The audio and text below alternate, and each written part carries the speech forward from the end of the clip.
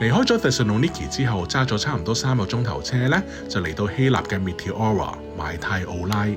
Meteora 喺希臘語係懸浮於半空嘅意思。佢喺希臘嘅中部，係東正教修道院裏邊最大同埋最陡峭嘅建築群之一。離佢最近嘅城鎮係 Kalabaka。呢度最出名嘅咧就係呢啲險要嘅天然岩柱，佢哋係由沙岩以及礫岩大概喺6000萬年之前形成。當時板塊運動將海床推高，形成咗高原，並且使呢啲沙岩層產生好多斷層。之後持續嘅風化以及地震，令到呢啲岩柱逐漸變成今日嘅形態。喺某一啲日子，當雲霧籠罩咗成個山谷嘅時候呢， Meteora 嘅呢啲修道院就真係好似懸浮喺天空一樣啦。喺公元9世紀，有啲隱士啊、僧侶咧就為咗尋求孤獨，佢哋就徒手攀登呢啲陡峭嘅懸崖，揾呢啲小洞穴或者裂縫咧，就過住一啲隱居以及孤獨嘅生活。到咗14世紀，隨住拜占庭帝國800年嘅統治接近尾聲，為咗避開奧圖曼帝國嘅統治，呢啲隱士啊、僧侶咧就喺 Meteora 嘅石灰岩懸崖上面安頓落嚟啦。喺二戰期間呢，呢一個地區遭受咗嚴重嘅破壞，有好多文物咧就被偷走咗。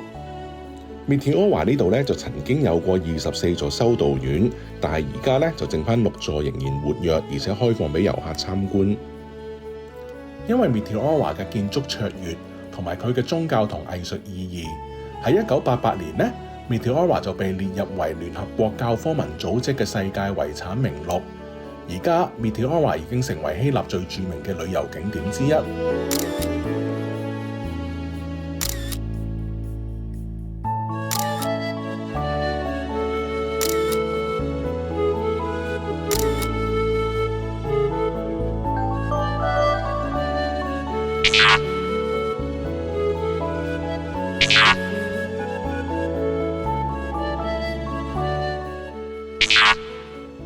其實我好想坐嗰啲吊車上去啊，唔使行得咁辛苦啊嘛。但係咧睇嚟咧，嗰啲吊車咧都應該就係要嚟運貨嘅。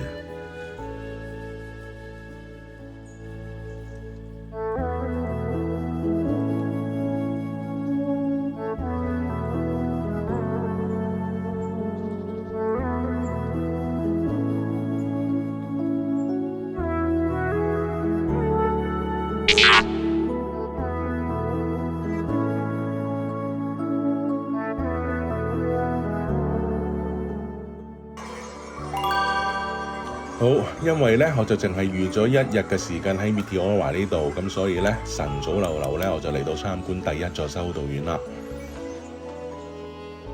真係去旅行仲辛苦過返工啊！你睇下我朝頭早9點鐘咧已經食完早餐，走路上嚟呢個山上邊呢度咧去參觀呢個修道院啦。不過睇下個修道院幾鬼靚。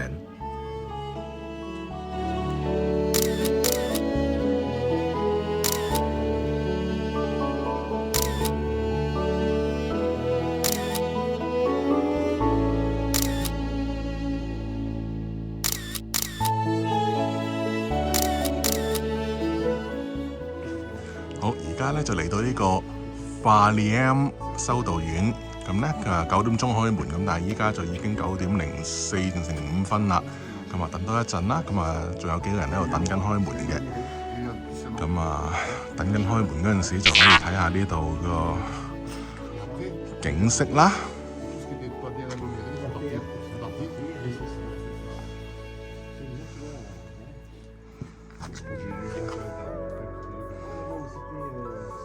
好，終於開門啦！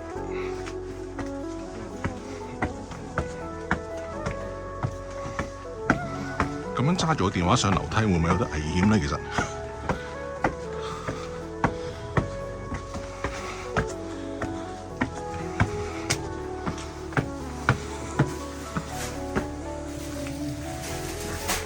喺呢度買飛，好買飛入去。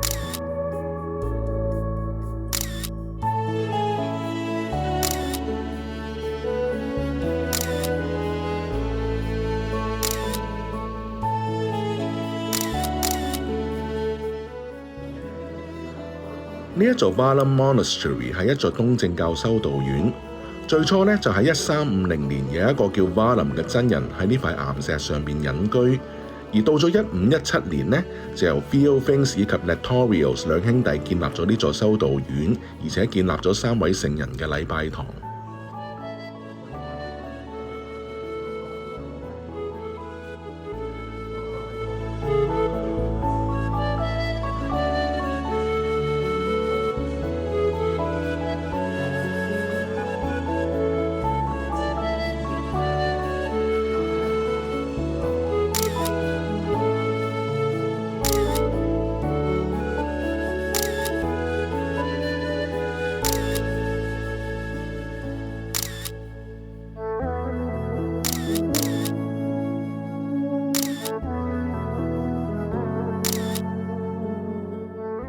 修道院裏邊咧就有一個16世紀嘅巨大橡木桶，當時咧就係要嚟儲存水嘅。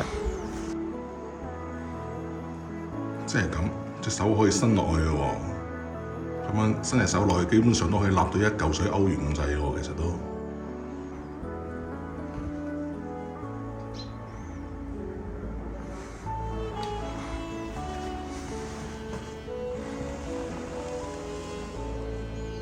哇！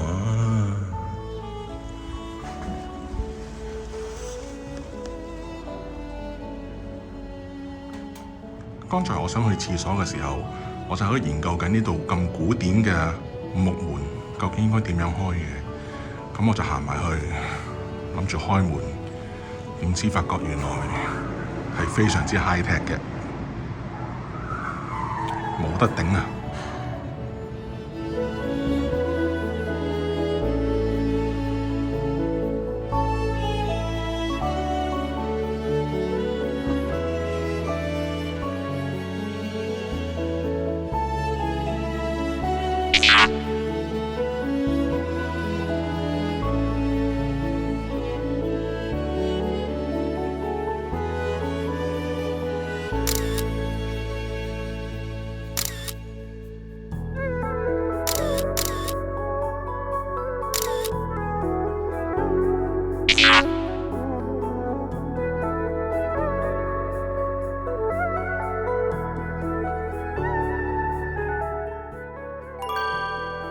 而家咧就嚟到呢座 Monastery of Grand Meteoron， 咁咧今日星期3咧佢就休息嘅，冬天2、3、4都休息嘅。呢一座 Grand Monastery of Meteoron 咧係由聖 Athanasio 喺1340年左右創建，係 Meteora 修道院群裏邊最大嘅一座。修道院保存咗豐富嘅拜占庭藝術，包括手抄本、壁畫、宗教文物。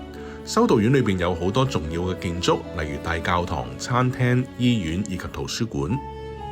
修道院大教堂嘅壁畫喺1483年創作，展示咗豐富嘅宗教場景以及聖經故事。修道院嘅醫院建築咧就喺17世紀被重建，展示咗當時醫療設施嘅進步。而修道院嘅圖書館咧就擁有 Meteora 地區最大嘅手稿收藏。喺 Meteora 1124部手稿嘅篇目裏邊咧，有超過一半係記錄喺呢座修道院裏邊嘅。